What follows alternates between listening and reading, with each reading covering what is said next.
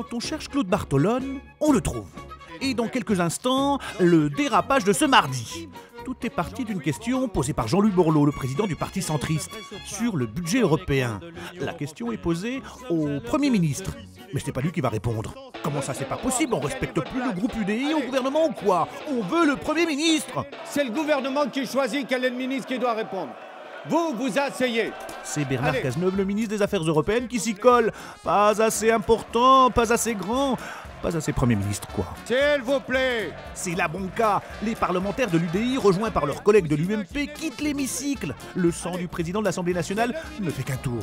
Monsieur Guénaud, vous qui parlez de la République, regardez l'image que vous donnez de la République. Il tente de calmer le jeu. S'il vous plaît, calmez-vous. Le maître d'école face à ses élèves. Mais arrêtez, c'est pas un comportement, quoi. Il est vénère, comme on dit en Seine-Saint-Denis, sa circonscription.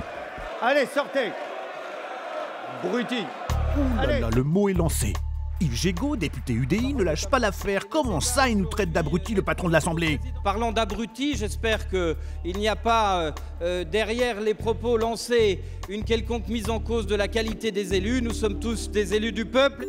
Pris le doigt dans le pot de confiture, Claude Bartolone tente une explication en citant Guy de Maupassant. Je dois vous dire que si j'employais cette expression, elle me qualifiait, comme disait Maupassant, Guy de Maupassant, j'étais abruti de souffrance et de méconnaissance. Je crois que c'était son expression. Ah, c'est lui qui a été abruti par les événements, c'est pas les députés UDI qui le sont. On se rattrape comme on peut. Bernard Cazeneuve, le pas souhaité, lui aussi veut faire bonne figure. Il a aussi sa citation.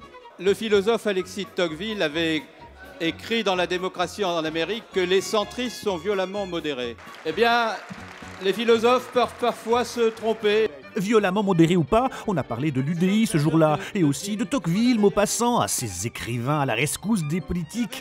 Il n'y a pas à dire, on est cultivé à l'Assemblée nationale, et on sait se raccrocher aux branches. Je comprends qu'il y a un peu d'électricité dans l'air aujourd'hui, mais on va essayer de se calmer.